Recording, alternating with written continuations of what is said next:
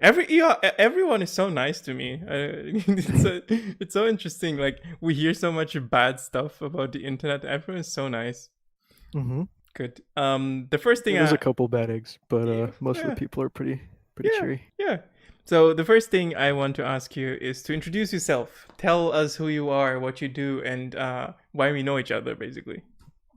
Okay, so hi everyone. I'm Iseeicy Hoxton. I'm a video game developer, aspiring game dev, indie dev. Um, let's see. I mean, I I say game dev, and I guess I mean that in the purest sense, Mm-hmm. because I kind of find myself to end up being a jack of all trades. You have I to. wouldn't say, I don't know if I'd say I'm a master of any, but you know, for my recent projects, it's been, it's all coding, it's all modeling, it's all texturing, it's all sound, it's all visuals, it's everything. Yeah, I'm kind of going at it solo. a lot of people So, underestimate how much work goes into a video game, and it's oh basically yeah, there's this misconception of, oh well, the artist is not a part of development, but it's like no, the artist is it, actually a big part of it's the game development. 100% part of it, especially if it's like if you're holding your project to a really high standard. Ideally you want it so that your art and your audio and your story and the gameplay all like kind of weaves together and ties together well. Oh, thank Doing you, them thank you for doing them thank you hearing this completely separate. from an actual game dev. I have been screaming this out of the rooftops forever to people that the game has to weave those things all together to be a good game. And everyone Right. like those big AAA games now, and like story, music, visuals are treated like three separate things. When like you can all like They should all be together. yeah, They should all it's, be at the yeah, they should all be held to the same, importance because they're all into the same final product, right? yeah.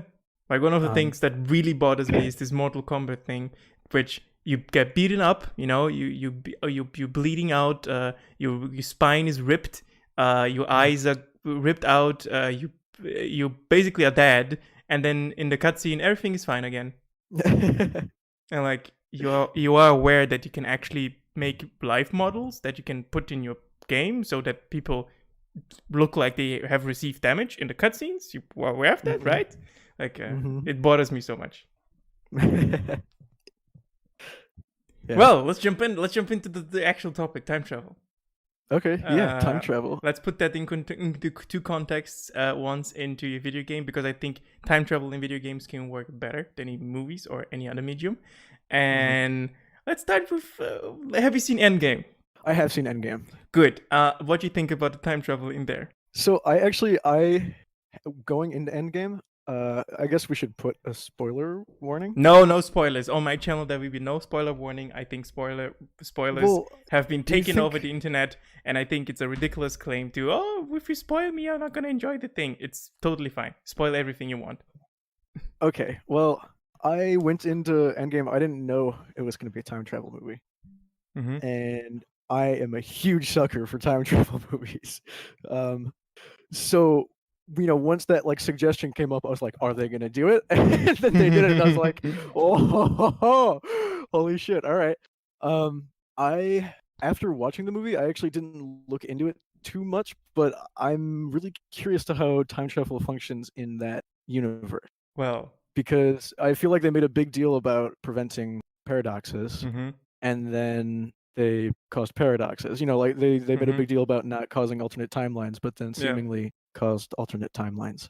So I guess here's my guess, because it's explained, let's say, poorly, to not to say a disaster, Mm-hmm. because I didn't mind it. I think the movie had a lot of emotional payoffs, but Oh yeah, that part of the movie like completely annihilated the movie for me. Like really? I have to just shut down my logic to even enjoy it, because I can't like the first time through I didn't think about it. The second I Mm-hmm. like thought a little bit, I'm like, oh, this doesn't make sense. Yeah. The thing is, that's how I think it works. Okay, everything they do has no effect on the actual timeline. So they can go back and they can take things back to their future. And the only thing that has an actual effect are the stones. Everything else just goes void again. So if Captain America fights Captain America, and if he brings back the stone, the fight never happened. That's my interpretation of how it works. Then it would make sense.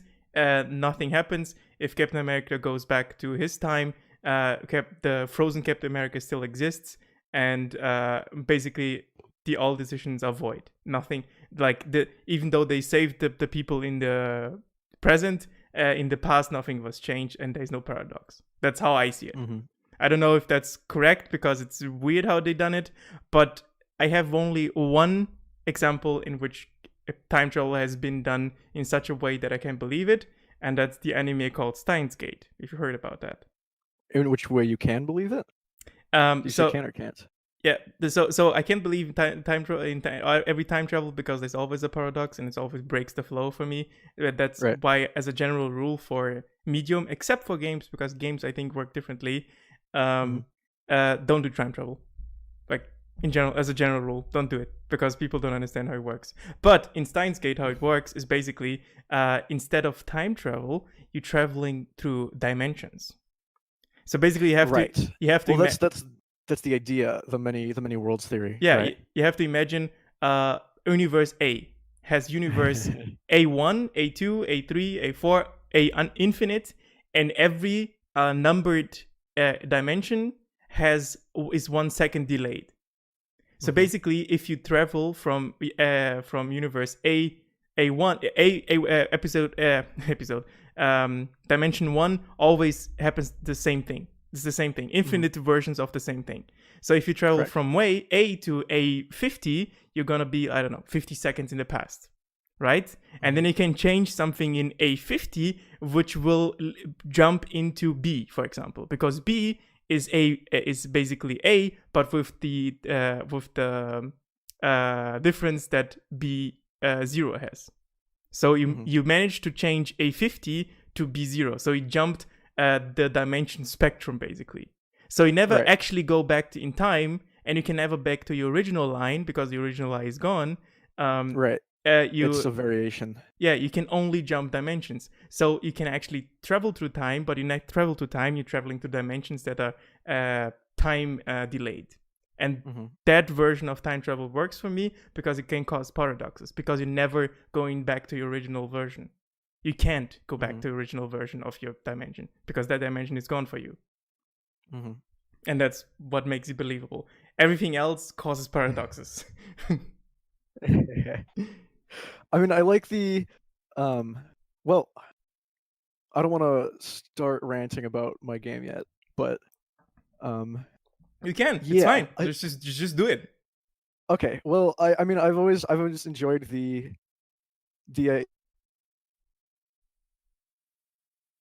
Wait, you're breaking up. A second. I'm not hearing anything if you're talking something. Let me go. Doesn't now, okay. Have consequences from like a term of causing paradoxes? Wait, I didn't hear you for the last 30 seconds. Can you repeat that? Okay, you want to start ranting about the game. Go. There's time travel that has consequences and doesn't have consequences. So like the Steins Gate one you explained kind of doesn't have consequences to it. You know, like you can go back in time and mess something up, and you won't erase your own existence. Yeah. And then there's time travel that does. I've always enjoyed. I mean, for what I'm trying to pull off, it's your actions do have consequences, but it's also kind of a mixture of the many worlds idea. It's kind of like a blend between the two. Let's see, how do I go about explaining this? Well, because I've always enjoyed the concept of just pure time travel, being that person goes back in time and does all this stuff, and goes back to the present, and it's not like if they changed something, it's not like they really changed something, because time travel is, if time travel is truly you going back in time and changing something, you've already done that. Yeah. Like it brings up the idea of free will being a thing or not. Yeah. Which I really like the I don't know the consequences of making a universe like that. But that's what I consider pure time travel. Is like there's no rules from the sense of it being like, okay, it's purely you can jump back in a timeline, but because it's pure time travel, anything you have changed is something that has happened already. So it's not like your Mm-hmm. decisions are making a difference. Um, Yes, I understand. Yeah, and I like right, this. I like this idea that it has right, already been done, basically. Yeah. yeah. So I liked how you brought up time travel in movies versus time travel in games, because time travel in movies, you're following along a story Mm-hmm. with somebody's set rules in place, and you're expected to believe them. Mm-hmm. And time travel in games, I guess it's similar, but in games, you're giving the player control over that to some degree, Exactly. right? So it kind of corners you into certain types of time travel. I guess it sort of corners you into, well, in order to make things better for the player, I feel like things have to be more logical by default, Yep. right?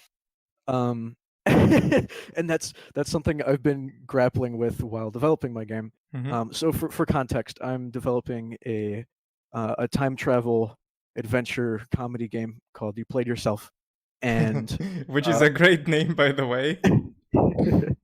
a quick synopsis is, uh, you're basically you get sucked into doing this stuff to this big entity guy comes up to you, this big like extra dimensional entity is like, yo, we gotta cause some trouble in the past, it's gonna be sick, you're gonna do all my bidding, and you're like, no, and he's like, no, dude, you gotta do this, and you're like, okay. So you get sent back in time to mess up a bunch of stuff, Mm-hmm. um and you get pulled back into the present rather, and this other extra dimensional entity comes up to you and is like, yo, what the hell, man, why'd you do that? And basically makes you fix everything Yeah. so that time proceeds as normal. Yeah. So your actions have consequences, but you need to fix them so that time proceeds as it would have, which has already happened. Yeah. So you get sent back in time to undo your past mistakes. But because this is what I deem to be pure time travel, there's your past self there already as well. Mm-hmm. So you have to kind of avoid your past self from to avoid causing a paradox, to avoid destroying the multiverse, and basically undo everything you've done. Yeah. And this happens more than once, just as a Okay. little bit of a heads up. This, like, you get sent back multiple times, Yeah. to the point where there's like 5 previous versions of you running around this facility, but none of them have seen each other, so none of them have caused a paradox. Yeah. So to the like visually, to the first player, it's perfectly fine. Yeah. Now there is a little bit of fudging, right? Like there's certain situations where like a technical paradox will happen. I put out a video recently about The door. like a Yeah. small door paradox, right? If there's like a door somewhere and it's closed when you walk past it, and like you open it, technically that's going to be a little bit different. Yeah. And it's obviously because, as far as we know, time travel isn't possible, and it's certainly not possible in my computer. You have to play around that. Yeah. You have to fix the paradoxes for the player to make it more Exactly. logical. Uh, so it's really interesting. It's been very fun to just come up with scenarios, because part of my goal, actually, for more context, this game was something I made for a game jam about a year ago. So there's a game jam version of it online, which is like about a half an hour long. It's super buggy, super unpolished, but proof of concept. Really Yeah. proud of it. Um, You wouldn't believe how and many developers have the game jam turned into a real game. I have like this like past half year, I've been talking to so many devs and like, yeah, this was developed in a game jam, and then we made it in a full game. It's like it's well, it's normal. such a fun It's it's just such a fun way to. I mean, this is deviating a bit, but it's yeah, such a fun way to come up with an idea quickly and just push it out and get immediate feedback. I would say it's the correct way to do it, because then you know, Right. oh, it works or it doesn't. It's something that you don't sit a half a year on and then show something. It's something that Right. like quick ideas, quick thing, and then you develop character, develop story, and you develop the whole thing around the gameplay. And that's, I think, the correct way to make a game. Develop your games around gameplay. But back to the time travel thing. What you had to Right. fix? Oh, well, I was gonna say it's interesting because in that Jam version, there were I feel like story was fragmented Mm-hmm. when it came to gameplay, and a lot of developing this new version has been trying to figure out, okay, how do I tie the story into this, and then make it flow with the gameplay, and then Mm-hmm. on top of that, make the gameplay flow with your previous actions and previous selves. Mm-hmm. So there's points in the game where you do something which has consequences, which allows you to do something else later in a different run, Yeah. and that stuff you do later in a different run is something that has consequences to let you do something in an earlier run. Yeah. And it wraps around. So there's like looking at it from a point of view from like on the outside looking in to where like you see all the players doing all this stuff. Like let's say at the end of the game, like if you're in the credit sequence and Mm-hmm. it's showing you're basically your paths throughout the game. There's actions where like something you've done on the second time you go back causes something you do in the first run you go in to be possible, which causes something you've done on like the fifth run to be possible. It Yeah. all ties together. In the end, it's like instead of looking at one mosaic part, you're looking at the whole picture. Right. Exactly. Yeah, I it mean makes that's what I want to do is like a retrospective after you've done everything once you've beaten the game. Credits roll and then there's just a top down so showing the whole one path. one of the ways in literature and in movies I haven't seen that much, but in books you have seen the one solution to time travel is make it magic. Yeah. Oh, I mean that makes it easy. Makes it easy. If it's That makes it way easy. it's if it's magic, you can't. There's no logic behind it. Of course, Right. the magic can have a rule, and it should. A magic system should have rules. It shouldn't be Mhm. unlimited. But by making it magic, it's like, yeah, I can suspend my disbelief to such a high extent that time travel makes sense. In a Mhm. technological way, if you think, oh, we are a sci-fi, like never do time travel. Like there's a simple writing rule. Here's my problem. You are Uh-huh. deliberately making a game about time travel, right? Like you deliberately Yes. thinking about, oh, if this happens, this has to happen, this has to happen, this has to happen, and the game in itself is coherent. Correct. When I see time travel, if I look at the context in which it was used, most of the Mhm. times it's writers wrote themselves into corners and they use it as a way out. And you And can out. Yeah. and you can see that in Avengers. It's like, oh, you killed a bunch of people that you have to make new contracts on. Right. Thank you for showing me that you are basically artistically corrupt. Mhm. Mhm. No, it's a little bit facetious. But yeah, that's basically what it came down to. Like, I have to turn my brain out. Like, just enjoy the emotional payoff, especially with the gauntlet snapping. You're like, yep, I like that. I think I cried at some point. I probably was at that Oh, point. I'm like, this is I good. 100% did. Yeah, There was a couple times. yeah, it was really good. But like I said, like time travel, like like you're describing, it's like, okay, you're thinking about which consequences have to do what to have like a rule.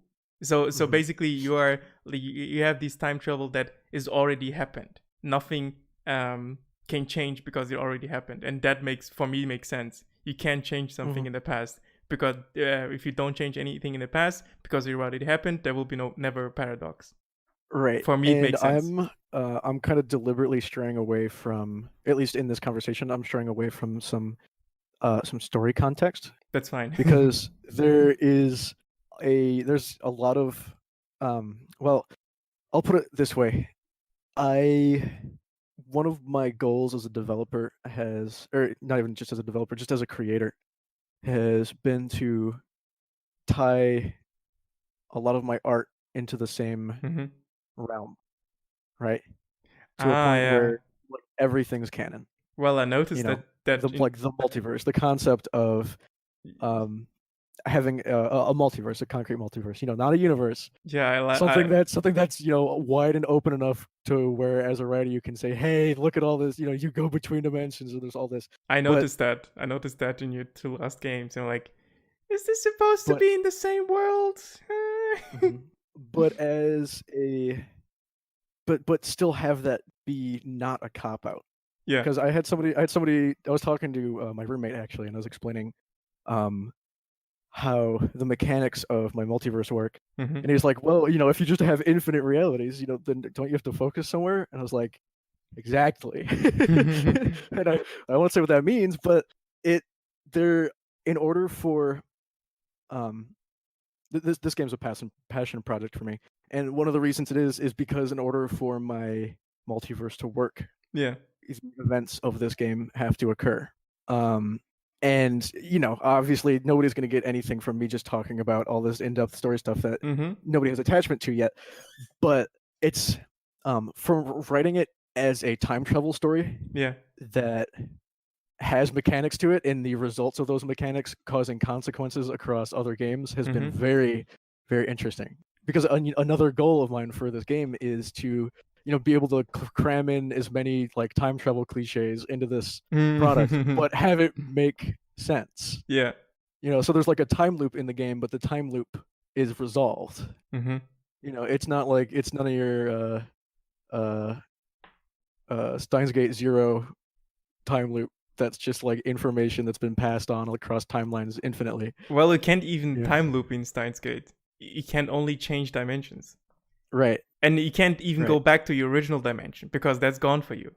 Like, Mhm. you can't go back. Your original self is gone. The original self is gone from that universe. That universe officially doesn't exist anymore. Universe A0, once you're gone from that, it's not A0 anymore. It's B0, because in B0, you're gone. So you understand what Have I you mean? seen? How?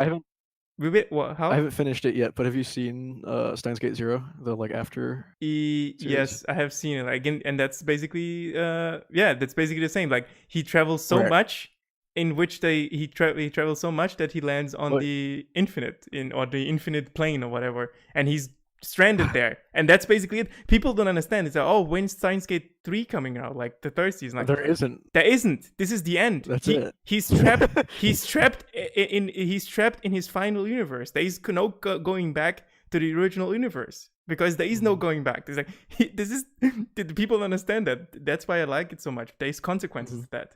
This is his final decision was, I will make everything right.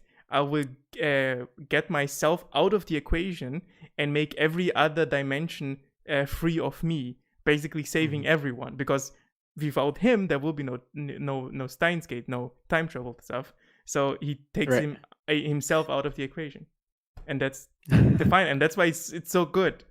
But well, people have to understand that there will be no sequel. This is the end. This is literally the end.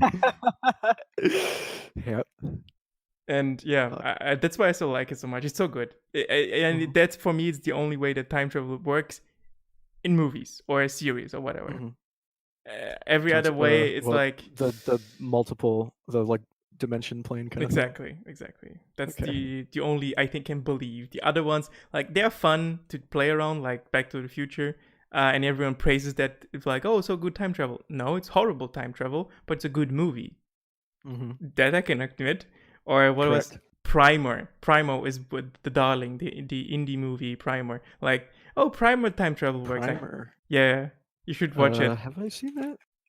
Probably. It's an indie movie. Let me check. Oh, is that the?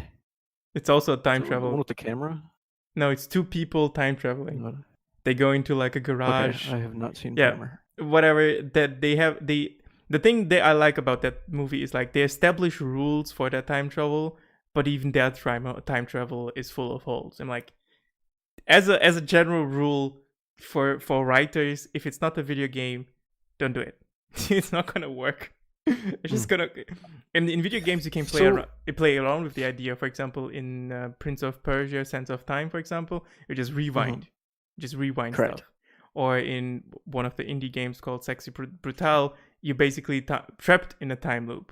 and you have to save people to achieve a different consequence. So as a mechanic, I think time travel works. As a storytelling tool, it falls apart if there's nothing to support it, like gameplay. That's basically my point. And that's why, I don't know, like people like praise. I think I get you. Yeah, people praise Back to the Future and like, please stop. It's just you have to admit that time travel doesn't work in this thing. It can be a good movie still. Right. But it's time travel mechanics aren't. No. I mean, they're not great. Yep. But the movie's fantastic. Yes. I 100% get what you're saying. Like, I have to emphasize that often when I do my reviews. It's basically there's this objective part of things and the subjective part of things. One of the examples I like to bring up is Remember Me. It's like a Bandai Namco game. It failed horribly, but I love it. But it's mediocre at best. It's like the combat system is very weak. The story is very shady. One of the main mechanics they don't use that much. The main character doesn't have real motivation for anything. So everything is bad. I just still love it. And I like me loving it doesn't stop me from looking at it with objective eyes to say even though that sounds a little bit facetious, but it doesn't stop me from criticizing it in a fair and correct way. And that's that's I was really, I don't know, maybe people really liked Endgame, but I was a little bit disappointed. And when I saw your game, like, oh, this corrects everything because now it's actually basically it's already preordained. It's preordained, and everything you change will never change the outcome. Right. I'm the kind of person that can forgive stuff like what Endgame did, just because I guess I have a higher I'm more likely to suspend my disbelief. I do that on the first watch. On the first watch, I always I'm going in with zero expectations and this will suspend my disbelief on everything. The only movie that could still disappoint me on the first watch was Batman vs Superman. Yeah, I don't even get around to that one. I just heard it wasn't worth it. And yeah, you don't need to. Yeah, no, but what you want to say, like, with the time travel thing, or with the. Yeah. I mean, so for Endgame, it wasn't a huge distraction for me. Just the entire near the end of the movie, I was just like, okay, so wait, like, how does this work in the universe? Because it made it seem like they were gonna do it like super by the book, and then obviously. They didn't. Yeah, it spirals out of control. It looks cool. I have to admit that. Like this gigantic army coming from both sides. Like, yay! A bunch of Avengers fighting. That looks great. I love it. Can we get that? But with I don't know, several like 30-minute segments. Only battles between Avengers and villains. That would be cool. Instead of a story, just having, I don't know, pit Black Widow against the old Nebula, something like that. Well, it's certainly, I mean, because like I said, I'm a sucker for time travel movies. Like even if they're cheesy, yeah, I wouldn't have had it any other way. Yeah, I mean, maybe I would have. Well, I don't know. I guess I wouldn't have had it any other way, just because I like.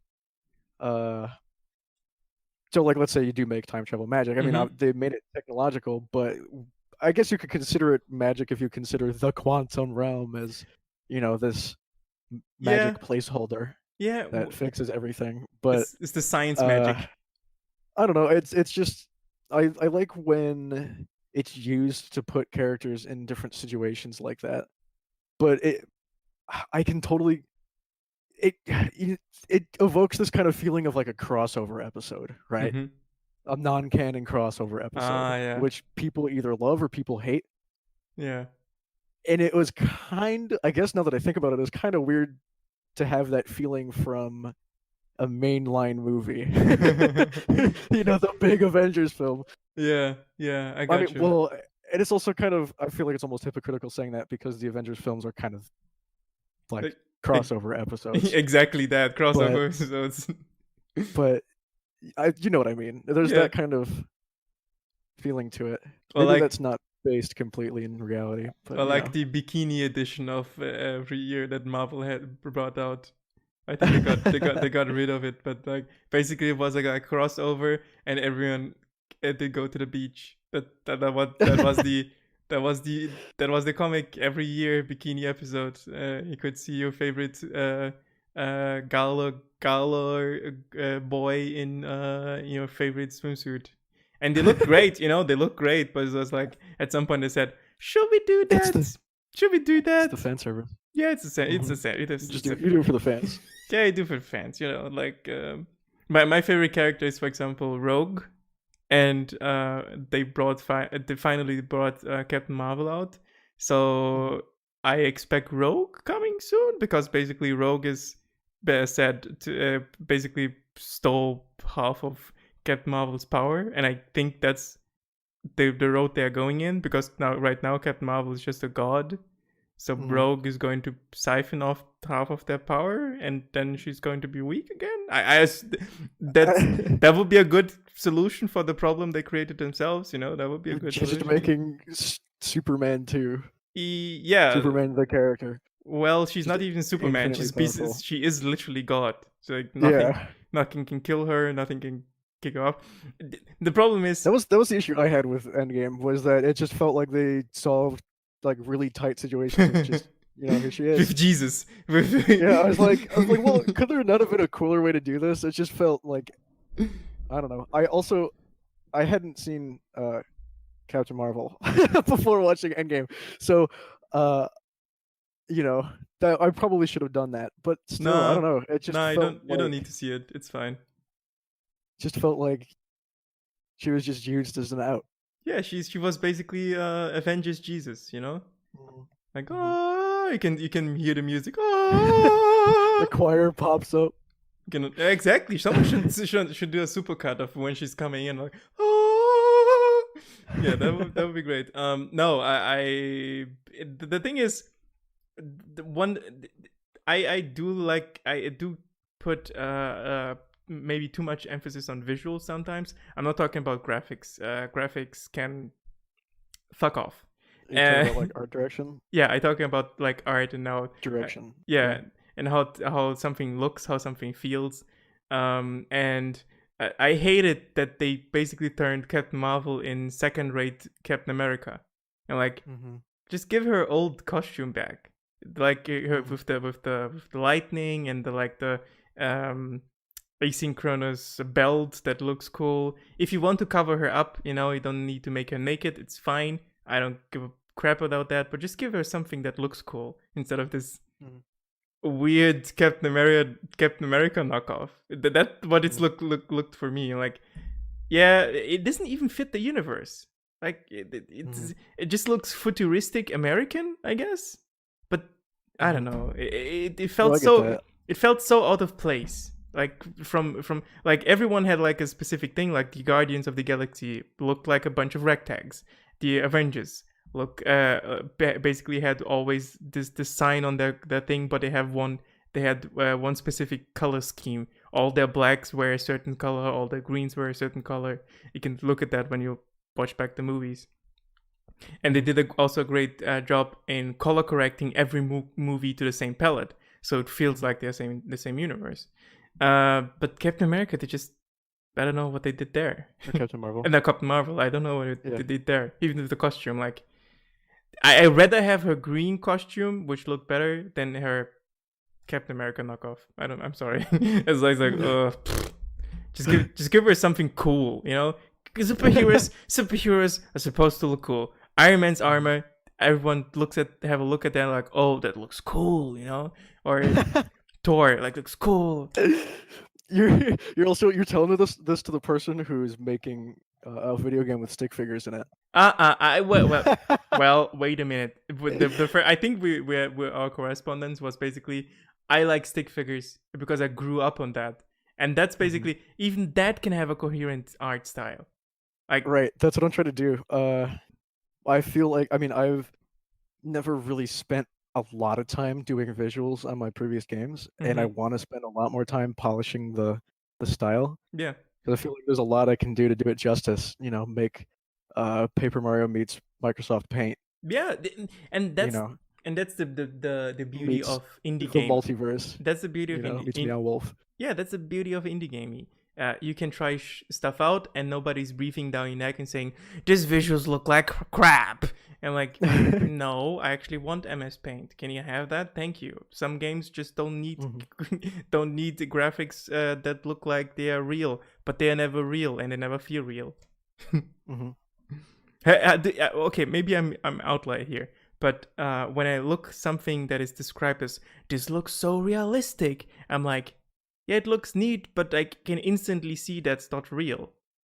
Right. I mean, nowadays I feel like there's a couple exceptions, but in terms of video games, yeah. I mean, obviously you can have realism. Yeah, You're not sure. fooling anybody. I don't know if anybody's goal is to be fooling anybody either, but still, hmm, I think one of I'm the games that comes really, really, really, really close is the Vanishing of Ethan Klein, or some oh, I Vanishing, haven't played that. I've heard about it. Yeah. because that is basically was captured with a camera. So like a Oh, very Ethan Carter, right? Ethan Carter, yeah, exactly. Yeah. So if that was captured with a camera, so the environments look close to real, like Right. very, very close, like deceptively close, because they are real. They use photogrammetry. Yeah, they are real. Those environments are real. So that's why it looks so real. Mm-hmm. That's the only that comes very close. I there was something Oh, about the new Call of Duty that they this said, is the walking sim, right? yeah, walking sim. I think that's, well, it's the right name. Today it's been walking sim is a little bit. I mean, I don't use that. I don't use that in a derogatory sense. I Yeah, consider some of my own content a walking sim. I would say, yeah. I use that in purely like a genre sense. Okay, I okay. played the Source Vision version of this game for a little bit. Mm-hmm. It was when I was younger, though. I never really gave it a fair chance.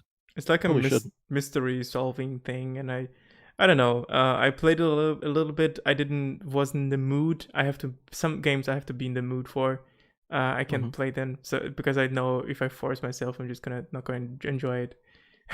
one of the Right. games I'm trying to play through is Tamashi, which is like a 2D side scrolling. Tamashi? Yeah, it's like a 2D side scrolling horror game from a Brazilian dev.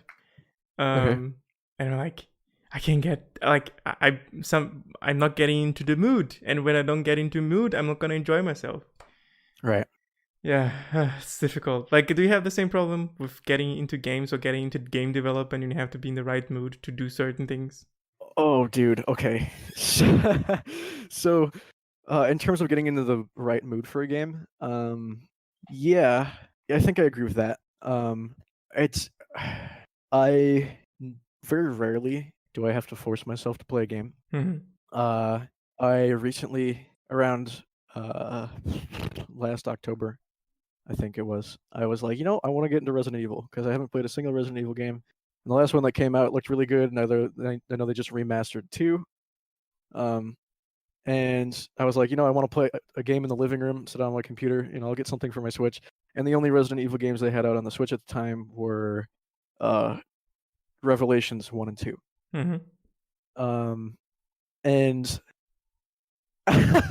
I think playing Resident Evil Revelations was, I don't know if this is a hot take or not, I don't really care. Yeah. But that was one of the worst times I've had playing a video game. Because I forced myself to play it. Yeah. I was like, all right, I just paid full price for this game. It wasn't on sale. It's the only Resident Evil game I got. I didn't look up any reviews on it. I was like, it can't be that bad. And oh man, I should not have done that to myself. I mean, I'm sure it's got its audience, but Yeah. to me, that game just felt like it was unjustified plot twist after unjustified plot twist for characters that I guess maybe I would have been attached to had I played other Resident Evil games, but was certainly not attached to. I call And it the J.J. Abrams syndrome. This fucking mystery box. Okay, it was like there was a point where, here we go, spoilers for Revelations. Just spoil it. There was a point where like there's this guy Well, no, you meet this new character and she's a chick, and it's like, is she gonna betray me? And then like 7 hours into the game, she finally betrays. It's like, all right, well, I was waiting for it the whole time. And then like none of the characters believe that she betrayed you, and then she betrays the other ones, and it's like, all right, well, who cares at this point? And then she shoots the guy you become attached to, and it's like, oh no, he's gonna die, and then he falls off a bridge into a pit of flames and explosions and burning oil. And then in the after credit sequence, he wakes up on the shore of some island or on the shore of like a beach. Come It's like you on. can't do that. You can't drop somebody into a literal flaming pit. There is no belief to And then be suspend like, here because there is no belief from the beginning. there's no belief in the first place. And the gameplay the gameplay the entire game had just been slow and grindy, and everybody was a bullet sponge. And then the last like, let's say, half an hour of the game kind of got interesting, and I was starting to get into it. And then the final boss was just a bullet sponge you had to shoot for like 20 minutes straight. And I was like, all right, well, Well, I'm done with it, and I never have to go back to it. oof. So I don't recommend you ever force yourself to play a game, because you'll just complain the entire time like I did, and that's not helping anybody. Yeah, it's not helping the devs, it's not helping yourself. Right. I have, of course, I'm a reviewer, so I have to sometimes force myself to play through games so I can get my review out. I'm But so sorry. but everyone that is not playing a game to actually make a video out of it, don't. If you in the first 5 to 10 minutes you're like exceptionally bored, I just drop it, get a refund. I'm honest here. Like, I mean, just I don't feel like just don't play it. I feel like you should at least give a game like half an hour. But if it doesn't hook you past that point, then maybe it's not. Yeah, sure. Well, actually, here's the thing. I just recently, like a couple months ago, I finished The Messenger. Fantastic game, highly recommend. Good platform. I only heard Ninja good things Gaiden-esque. about it. I heard, yeah. Fantastic mechanics. That game doesn't reveal its main mechanic until like a third of the way through the game. And I was playing the game and I was like, oh, this is kind of cool. It feels nice. Yeah. Nice game. I've heard a lot of good things about it, so I kept playing it. I got through like the first couple worlds and I was like, okay, I don't know if this is anything special, but I was having a good time. And I'm glad I pushed past that, because then the main mechanic was introduced and I was like, what? This is a time travel game? This is blowing my mind. Speaking Yeah. of time travel. But time travel in that universe is complete BS, but it's self-aware, so it's fine. It's comedic. But I give it a I like this localized time travel mechanic. I think that's a great way to deal with it as well. Like basically causing anomalies, but only your character is going to make use of it. It's not going to affect your whole environment. I like those localized time travel mechanics, because that I can still believe, like, well, they're interesting. They're fun. Yeah, and they had a lot of depth. Yep. And they first, they are fun, they are at least a little bit believable, and they make the gameplay better, just better. That you can use them very effectively. Yeah. Speaking of, so yeah, well, no, continue, please. Yeah. So like, I feel like you got to give a game a fair shake. Yep. Right. But don't, if you're at the point where you're like tearing your hair out playing the game, don't keep playing it. Don't do that to yourself. Never do that to yourself. Yep. In terms of game development, that's a whole different world. The mood. I feel like there's times where you have to force yourself to work on things. Same here. Because not every day is sunshine and rainbows, right? I mean, I feel like there's this view that, for some people, it's like, oh man, being a game developer must be so cool. You're doing your passion. It's got to be great. Sure, and buddy. then there's the game developers who are like, sure, it's a buddy. miracle it's a miracle any game comes out ever. Yep.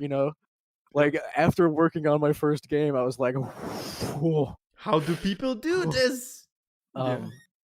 So, yeah, I mean, there's limits, right?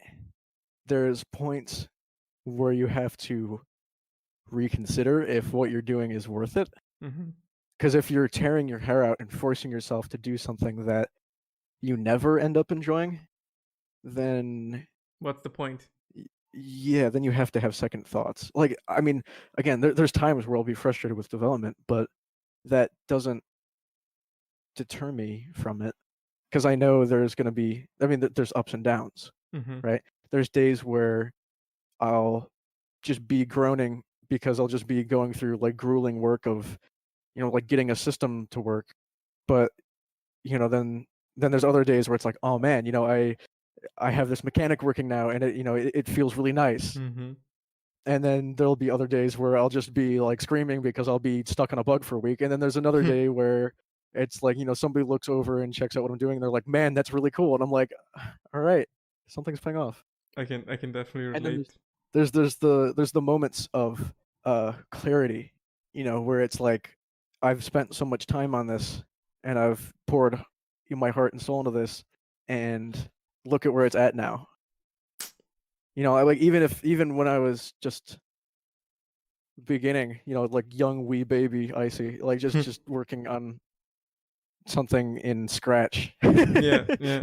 many moons ago.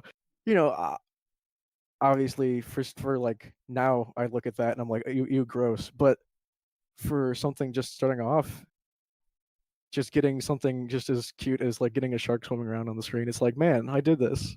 Yeah. You know, I I can don't know if I'm just rambling at this No, point, no, but I can definitely relate to the programming part and the artistic side of things.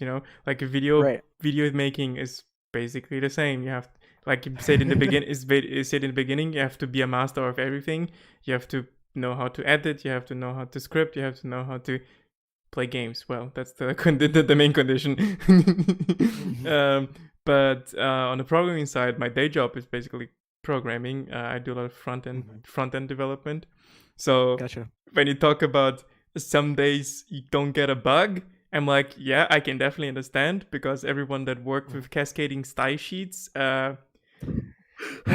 they know that it can sometimes be, let's say, frustrating. I just Especially, dived into CSS a week ago because I just started teaching myself web development yeah, because I need to make a website. And oh man, CSS is it's a learning experience. it can be also frustrating when you're looking at code from somebody else, Yeah. that didn't keep track of what they're doing and basically just threw some CSS around, like, call it a day. Like, do Yeah. it correctly or I'm gonna fucking scream. No, like one My of dad always taught me. My dad always taught me to code as if the person who's going to read your code is a psychopath that knows where you live. yes, or to Um, or I to don't always listen to that rule, but when I'm working with other people, you kind of have to, Yeah. No, in right? general, your own code should be like something. If I grab a child out of the street and tell them, look at this, does it make sense? They should say, I don't understand anything, but it does make sense. If someone looks at your code and look and I don't says, understand jack shit, but I get it. yeah, like if someone looks at your code and says, nothing makes sense, you did something wrong. And it's like the past 2 weeks I've been working on bugs, basically, because day job bugs, programming. That's the most, the 80% of you, if you like on in the end of a project, 80% of your job is going to be bug fixing. So feature development. So basically I've been doing that, and like, this code is shit. Like, what they did is basically they had one main function, and instead of just Oh putting no. the main function into a separate file and then referring to it when it should be used, they just wrote the function 4 times in the same code. I'm like, are you fucking crazy? Like, this is, first of all, this is completely ineffective. Second of all, why did you do this? Third of all, I had to change the whole code in 3 separate places if I want to change something. Why not just Right. make one thing? So basic code refactoring. That was my job for a week, just refactoring code that I didn't understand completely. Right. And honestly, you might hate me for this, but I think that's a good thing. That might be a hot take, but uh, when something actually okay, so this project, this isn't the first time I've tried to do this. Yeah. Last year, I took the summer off to basically do what I'm doing this summer. Mm-hmm. Um, and I didn't get anything done, and there was a lot of reasons for that.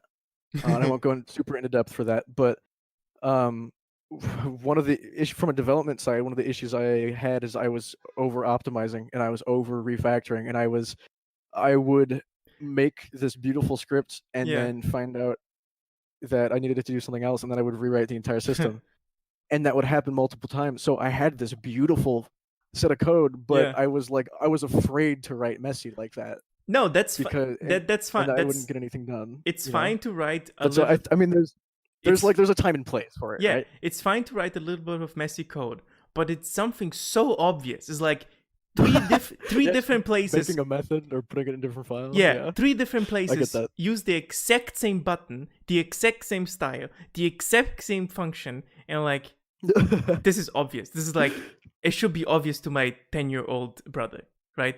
Like this is like Mhm. this is not a question of making like with say CSS you have to, for example, you have to play around. Sometimes you don't want to have like a good looking code because it's something that is prone to change. So you have Right, to put it experimental coding. yeah, so you have to put it somewhere that it's basically being going to be temporal. So it's going to be changed. So I understand like over optimizing can be a bad thing, yes, but most of the times it's under optimizing. But as a like someone that is coding alone for themselves, you can do whatever you want. Nobody's gonna see anyways. You know what? I read about, I think it was Celeste. I think Celeste released the code for their character controller online It's on the probably gonna internet, be shit. and people were like, "Oh, this is proof that you don't need to write clean code to have a Yep. good game." And I How haven't does looked this at it. I'm a work? little afraid. But like hearing about that was really reassuring. I mean, I consider myself a decent coder. I mean, I have to be be making a fucking time travel game. Yeah. But like it's it's also one of the reasons I'm working alone right now Well, because I don't know that I want to subject somebody else to that torture. have you ever played the Bethesda game? I have played a Bethesda game. Okay, here's my experience. Okay, So you can get away with it. here's my experience with that. I played Fallout 3 because people said, "Oh, it's a pretty good game." Like, and I played it. And one of the main lines for me, like the baseline for me, is when I click on your executable file. If that thing doesn't open a window at least that I can like get it a main menu and at least make my resolution, and then it crashes, I'm gonna be annoyed, but it's still fine. If I click on an executable file and it causes a runtime error, I'm gonna throw that thing out of my window. Like, I deal with enough technical bullshit on my day job. I don't need that when I play a game. And Fallout 3 was basically that. I powered through, I fixed the damn thing. So basically, well, modders fixed it because Bethesda doesn't give a fuck. I played it and like, this is what people look like. Think it's a good game. Great, thanks. It was a waste of time. Yeah, I have to. I feel for. I have to say that they had good mechanics, and I liked the ideas they had brought into this 3D RPG world. But it just wasn't that good.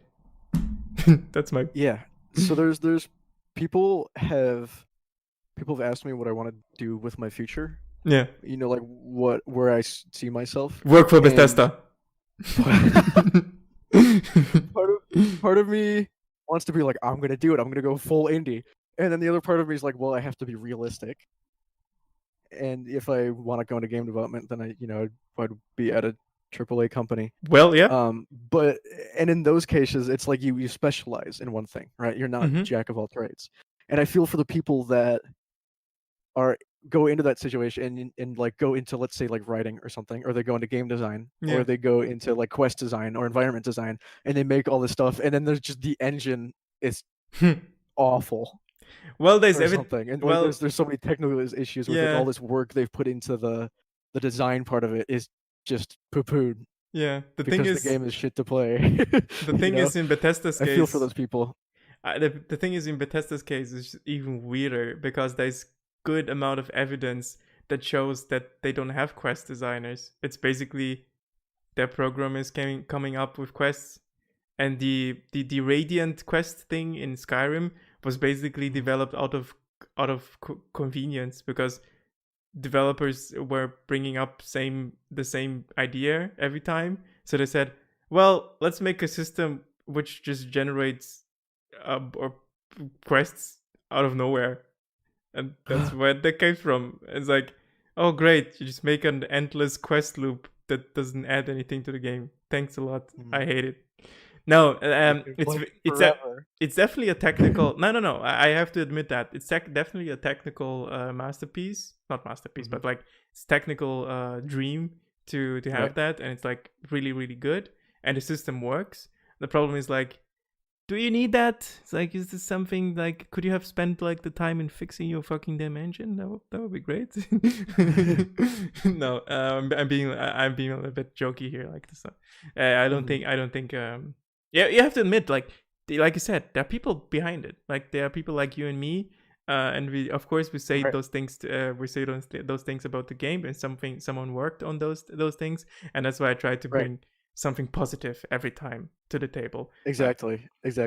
Uh, I 100% get that. yeah, a while ago. It's tough sometimes. It's tough sometimes getting into conversations like that, and then hearing people just like shit all over like a developer or like Yeah, some games, yeah. and especially for like AAA companies. Like, there's definitely people who deserve that flack, EA, for but example. right, and there, but like there's my heart goes out to the people who just want to make something the guy good that for the modeled player. the character for Anthem doesn't have nothing to do with the upper echelon that just decides everything. You know, the guy that develops this character, great job by the way. He's responsible for the shitty company he works for. He just did his job. He did his job well, but the company just fucked up. That's I mean, basically it. obviously, that doesn't excuse like a shitty game No, of in course certain not. Of cases, course not. but exactly, like, shouts out to the guy who designed the character models for Yeah, Anthem. yeah. It's Fuck yeah, dude! yeah. High five. It looks great. Like yeah, of course. One of the developers I covered a while ago was BMC Studios. He's a French Canadian. He does like he works on a drag and drop engine, game engine, drag and drop game engine, and Really? Okay. yeah, it's a weird world out there, and there's a lot of different types of games, Yeah. and his games are not good. I think he himself admits that, but he has a charm to it.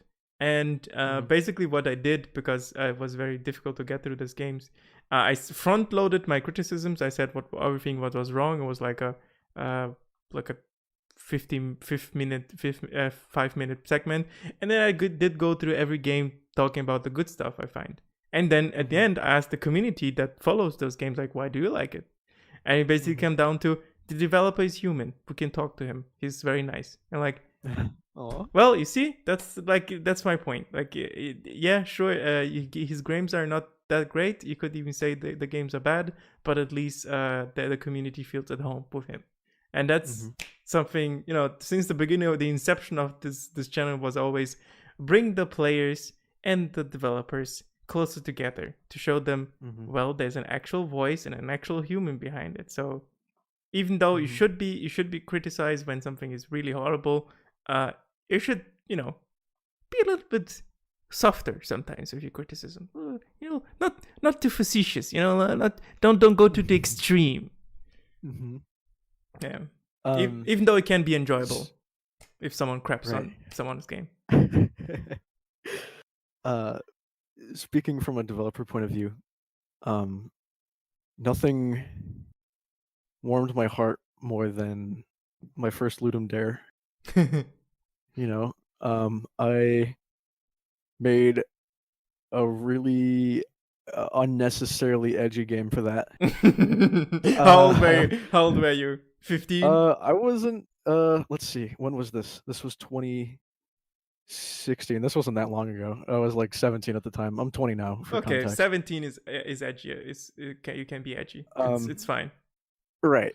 I made an unnecessarily edgy game based off of something that happened when I was in elementary school.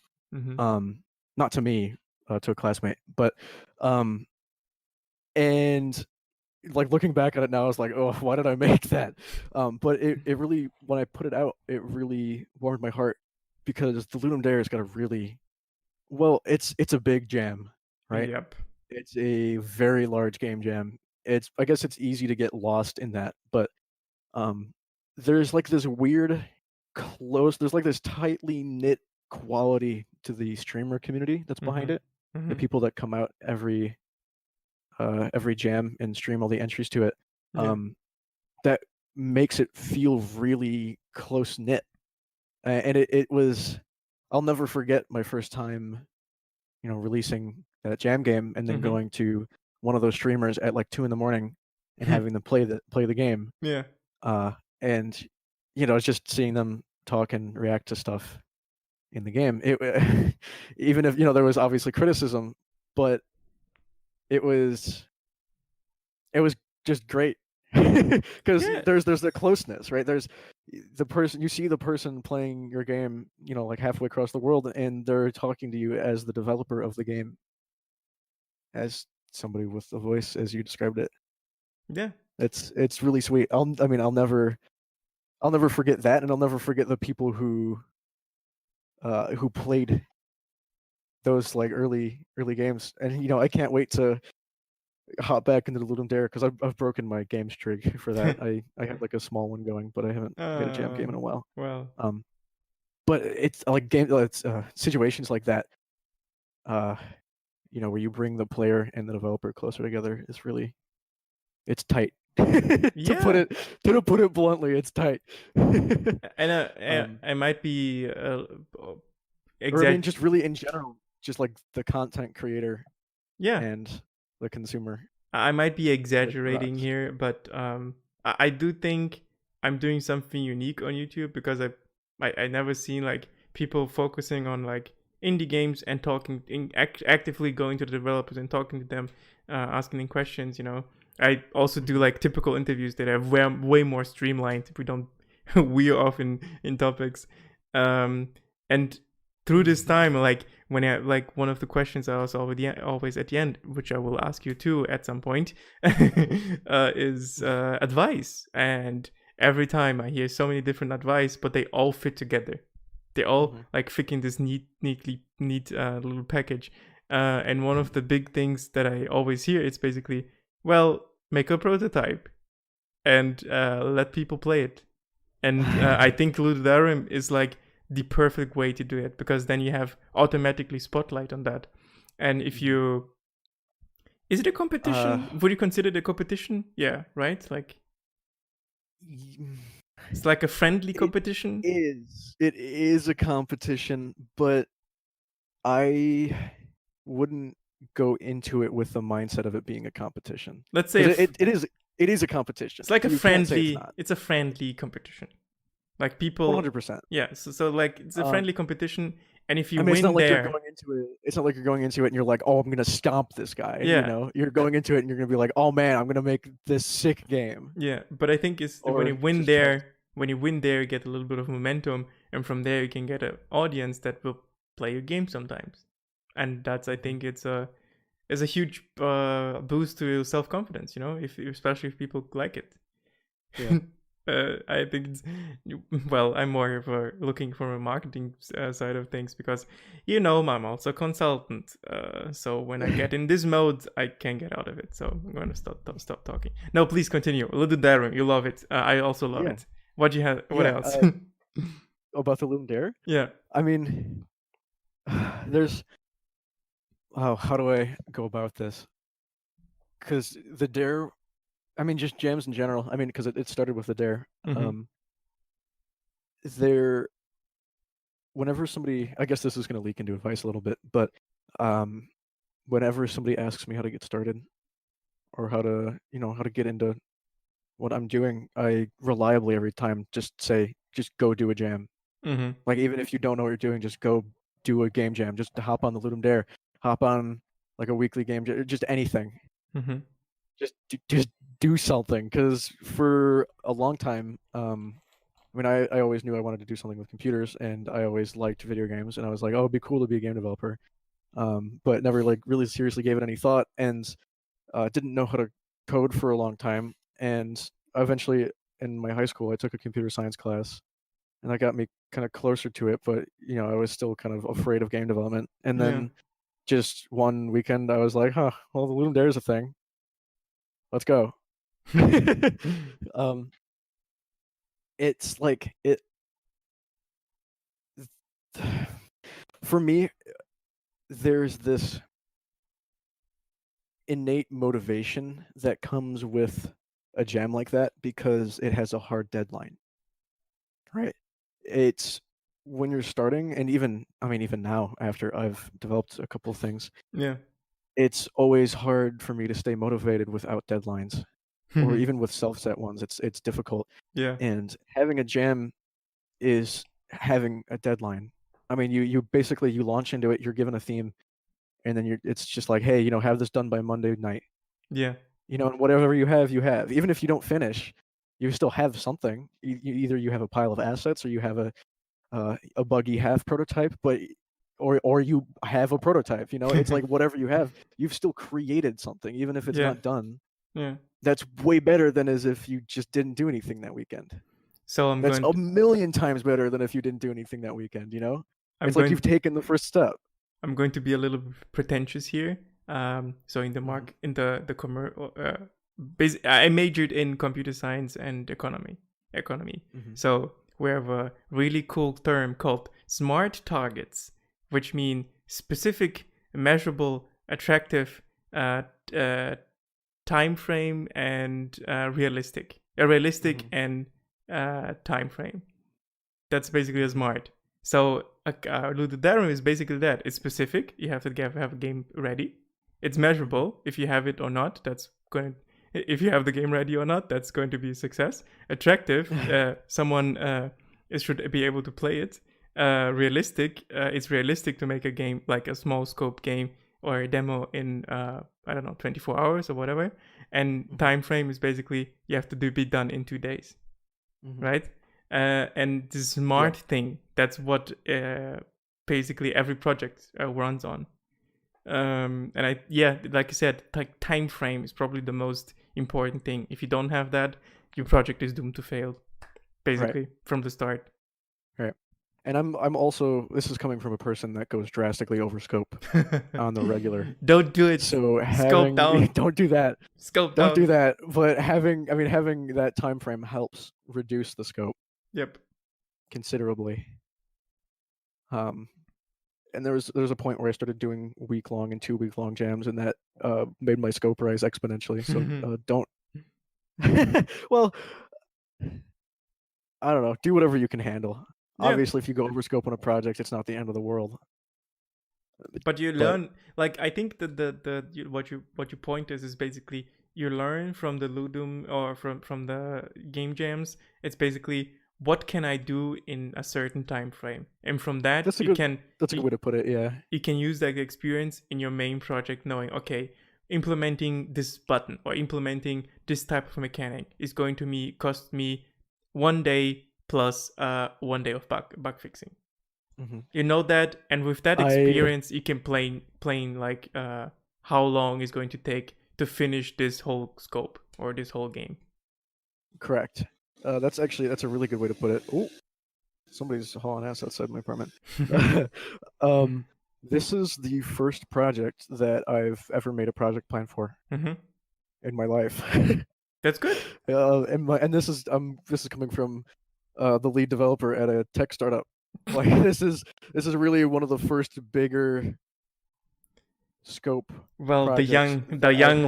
the young lads are all about the agile development, am I right? Like week long scope sessions. You don't do planning, you just go with the flow and you crash and burn Right. because agile development doesn't mean you don't need a plan. You still need a plan.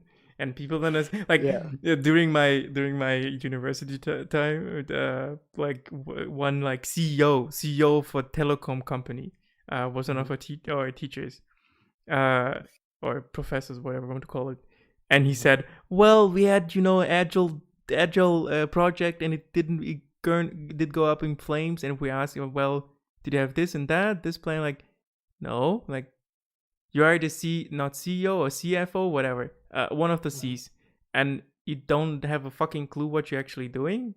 Like basically that was basically that, and that's why those projects crash and burn. You can work agile for sure, but that doesn't mean you can't work without a plan. You still Yeah, need a plan. it doesn't work for projects that last more than, let's say, 3 weeks max. Yeah.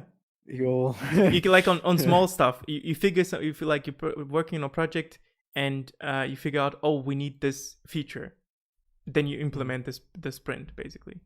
Sprints are basically that. You work normally like you would in a normal project. You have your milestones, and the agile development is supposed to be there if something comes up that needs to be implemented now.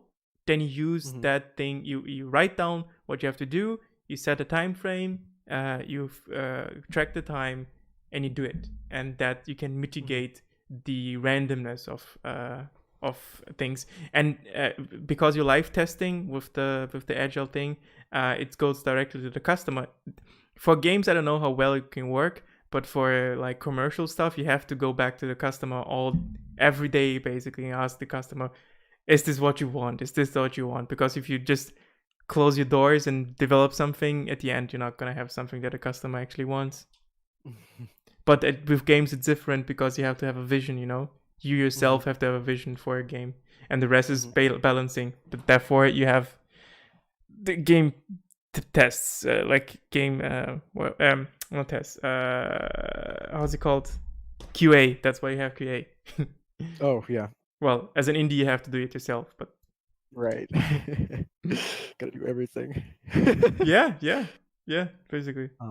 But yeah, now that you mention it from earlier, I guess had I not done just a variety of different jam types, I've done like 2-day long ones, I've done 3-day long ones, I've done 1 week long ones, 2-week long ones, one that lasted an hour. Shout outs to the hour game jam, that's sick. Had I not done those, I guess I would have had a much harder time planning this all out. Because the first thing I did when I started this project was just spend a couple days just scoping out the entirety of it. Yeah. Like every little part of it. Like I spent I spent however much time on design, and then right now I'm in the like production phase of all the back end. Yeah. And at a certain point, I'll be going through like a modeling pass and actually putting everything together, and then a playtesting pass, and then a revision of the results of that, which are a little hard to scope around because I don't know how badly I'm going to do it the first time. But I do some cool version control with Git and so on. You have to do the version control. I'm slacking on that. I've been slacking on that in this project. You're getting real close to home. It is so easy. I normally am super tight about version control, but I don't have a service that lets me do more than 4 gigs. I haven't started paying for one. So you live in wait, you're from America, right? Yeah. We forbid Germany forbid actually ISPs to have data caps on home internet. That's starting to happen. Because it's like that's awful. First of all, it's so bad. First of all, they are getting money for doing nothing, because I don't want to sidetrack. Continue with the the Git thing. You should version control. Yeah, I know. No, trust me. I'm not the. You don't need to be telling me that. I would 100% understand that. It's just been. You can do local version control. I do have a backup of the project as of a couple days ago on Google Drive. So, don't mean to brag or anything, oof, but oof. Big oof. Yeah, no. I just need to. I mean, I specifically saved up money for stuff like this, so I need to just commit and do it. No pun intended. I just noticed that. Yeah, thanks for committing. For everyone that has no fucking clue what coding is, they're gonna be so lost in this episode. They're gonna like, what the fuck are you talking about? What is Git? What is CSS? What is this? Like, this is game development, boys. That's what coders talk about, and we make jokes about it that you can't understand. For example, it's always the OZ layer 8 where the problem lies. Or have What? Wait, I don't think I even got that. Auxiliator 8, OZ Layer 8. or error I was code, thinking or web dev on me then. I no, can't it's help more you. like server stuff. But Okay. it's like something like error code 90, Mhm. 19 centimeters in front of the screen.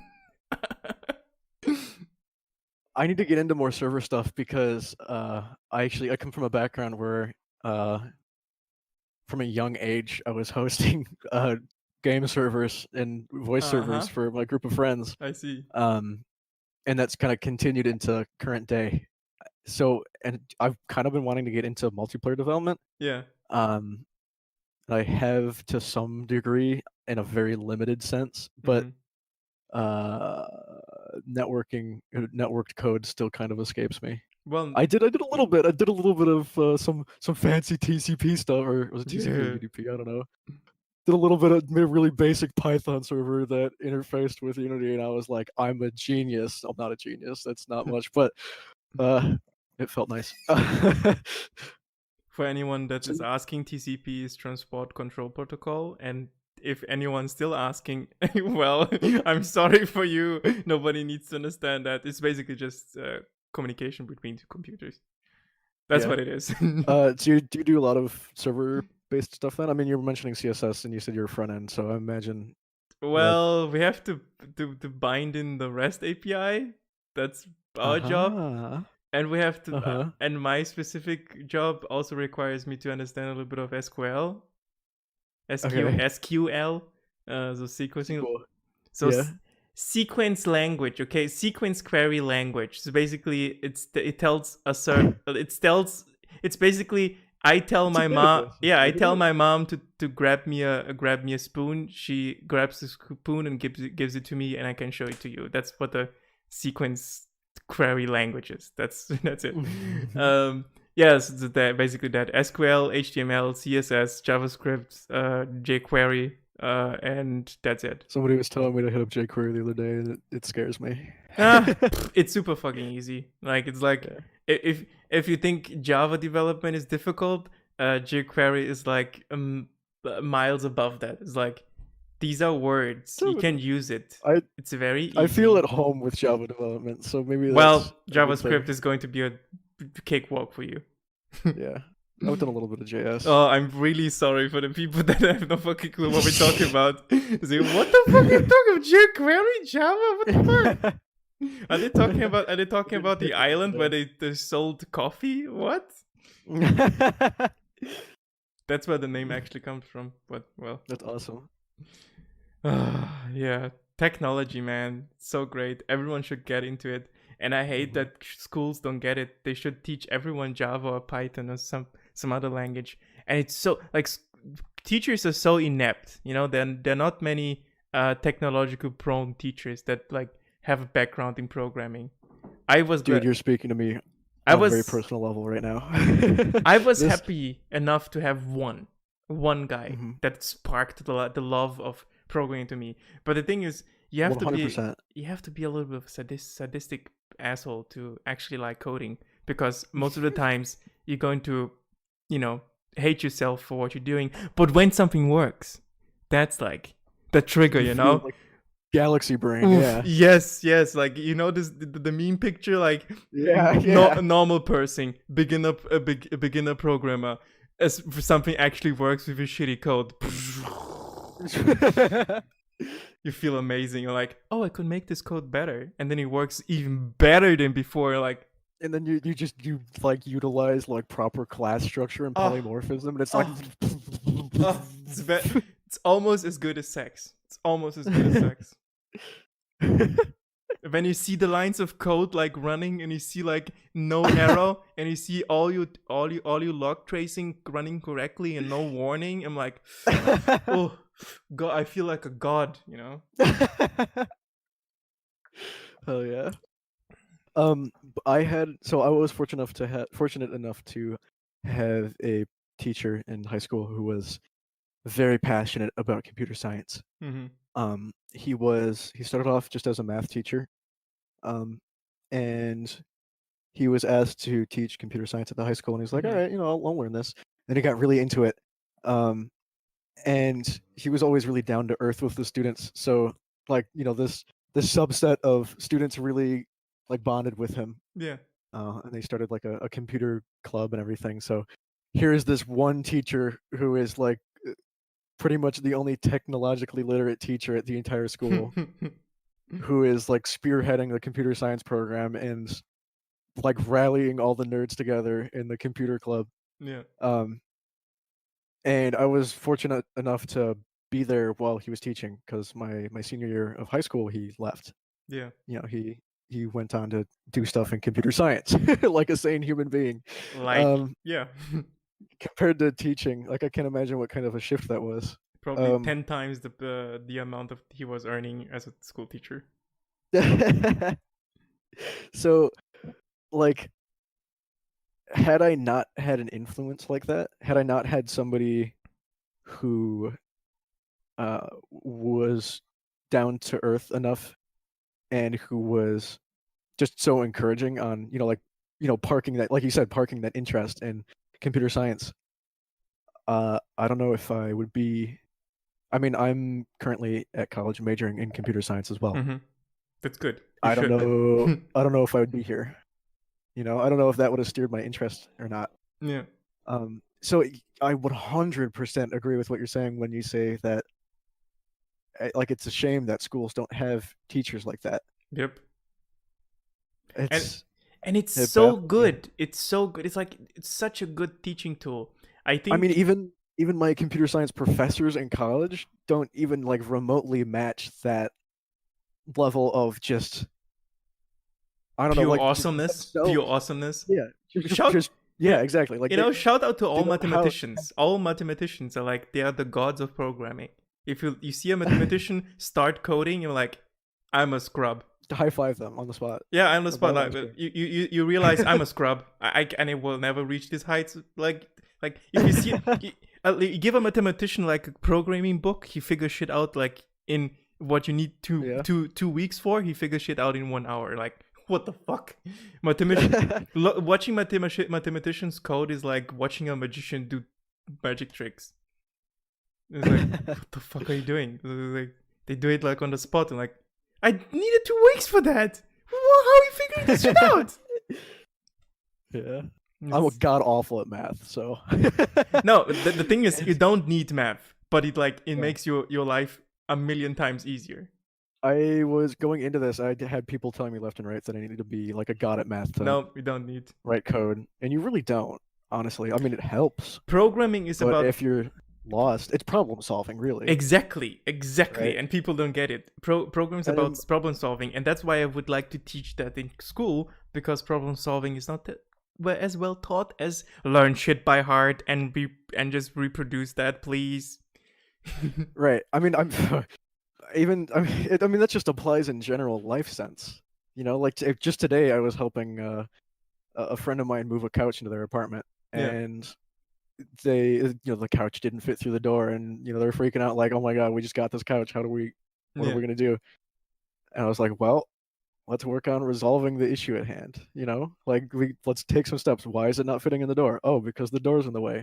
Can we remove the door? Yes, there's screws on it. Let's go. So we took the door off, and then we got the couch in. Like, they're like, oh, we couldn't have done this without you. And I was like, you totally could have. You gotta take it one step at a time. That's the thing. And that's really what coding let me rant is taking it one step at a time. Yeah. Just solve the problem. I'm sorry here, but I have to rant about school. It's finally something that is slightly political, but doesn't cross the line. Because I have been having problems with sometimes getting too agitated on certain topics. I once ranted about religion on one of my first podcasts for 10 minutes. I don't want to reproduce that here because it would be very ugly. But I want to rant about school. I think is the main problem is, first of all, you have illiterate, not illiterate, but technical illiterate teachers, which is for this day and age Well, a death sentence. You have I screens was gonna say, I every. don't think it's really acceptable at this point in time to have technologically illiterate teachers. But I mean, if my college professor in like object-oriented programming is accidentally typing in their password on the projector screen in like a plain text notepad oof, window, then like oof. That would be what? oof.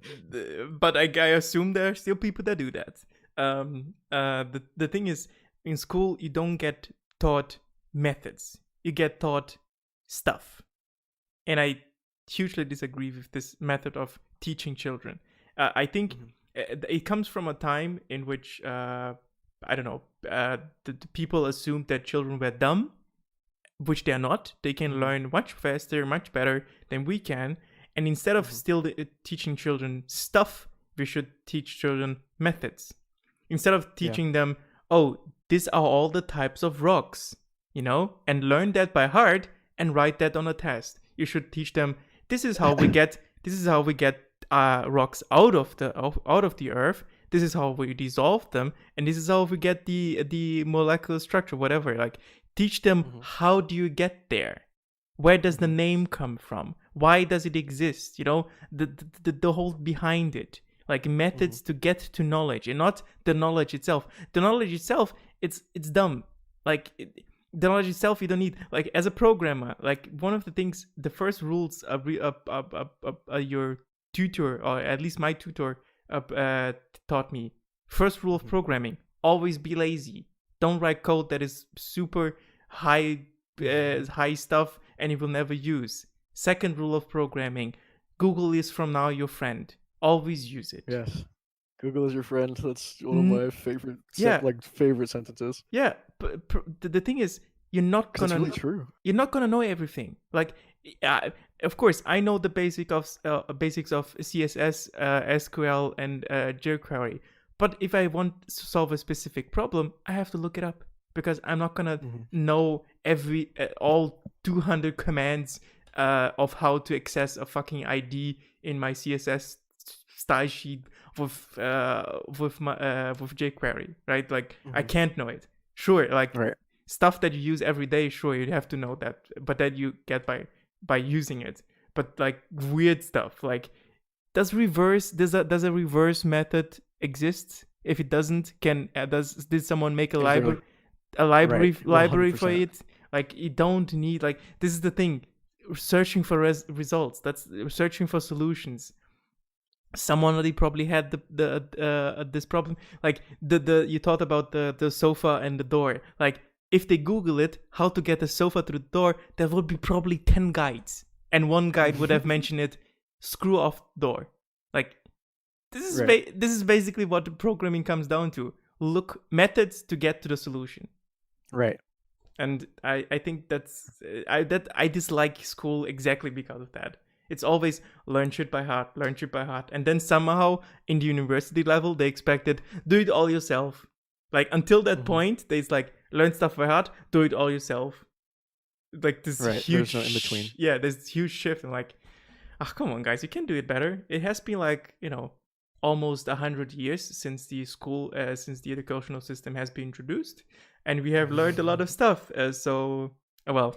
We also have a lot of laws that are a little bit, but I don't want to get into politics, so I leave that to everybody else. I don't know if that's even explicitly political either. Well, it might be, but I don't know. Maybe maybe that notion of it's just humans being humans. Maybe that notion of what am I trying to say here? School being taken the wrong way is just deeply ingrained in me, because I identify that with 100%. I think school, maybe it's because we're both programmers, and maybe it's because we both end up doing stuff like that. Yeah, totally could be. Yeah, I think school is a good thing. It's a force for good, definitely. I think it's everyone should go to school. You shouldn't get homeschooled. Definitely not. Homeschooling is the worst thing you can ever do to a child. Don't do that, please. But it has its problems.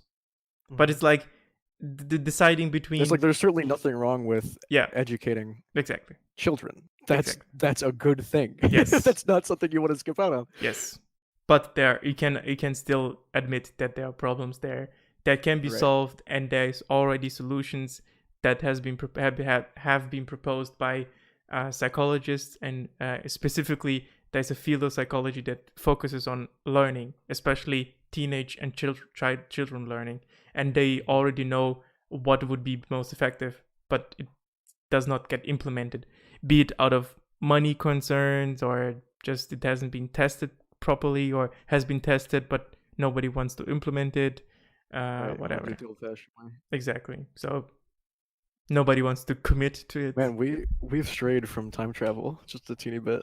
Well, it does always, everything hangs together. If you don't know stuff about time travel, you don't have sciences, you can't figure out how time travel works.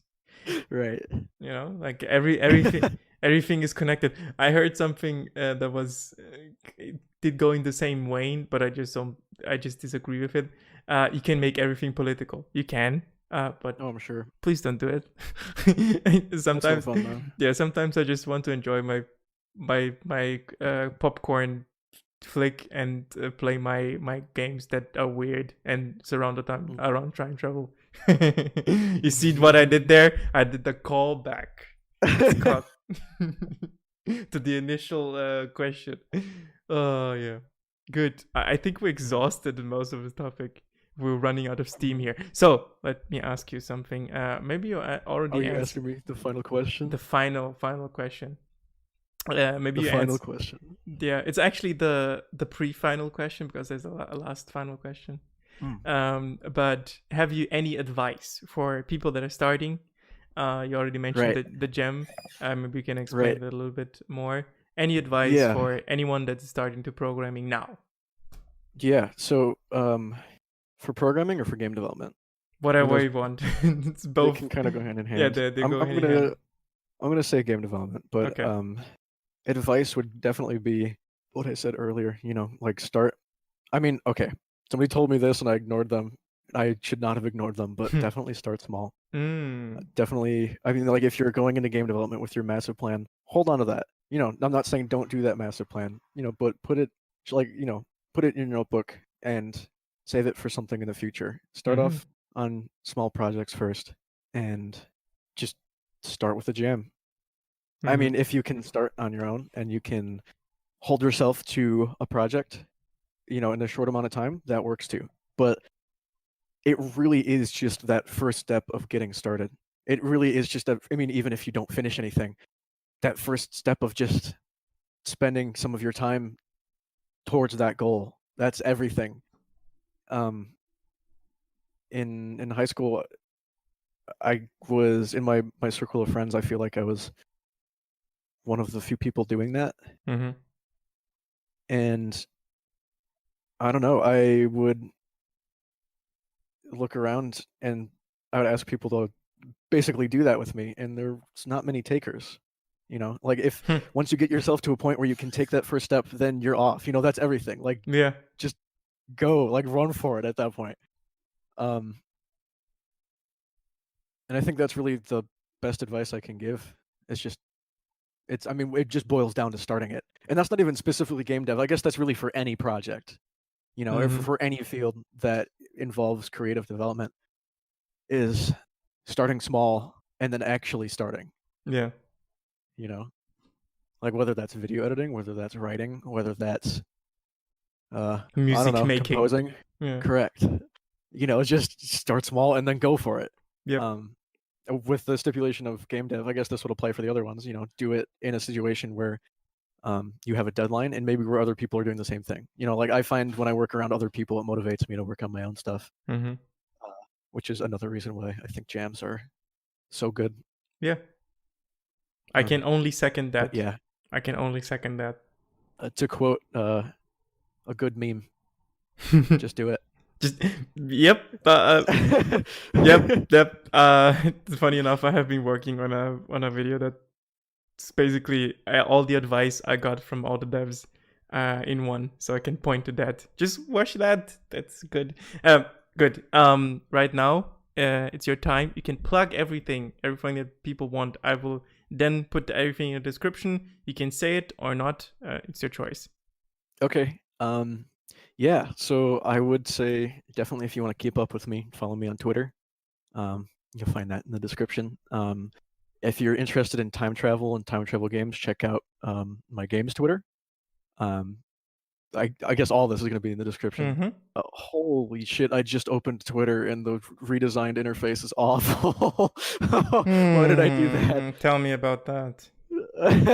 That's a topic for a different day. Mid plug, I'm gonna rant about Twitter. No, but yeah. So check out my Twitter. Check out my games Twitter. I've got an itch.io that's got all of my jam games on it. Those are all interesting. I'm particularly proud of In the Groove and Reviews Ginger coming, Bean. by the way. Huh? Reviews coming, Review by the coming. way. Ooh. Okay. Little secret there. Yep. And then I don't know. I make music on the side. So here's my SoundCloud. Gotta do good. it, right?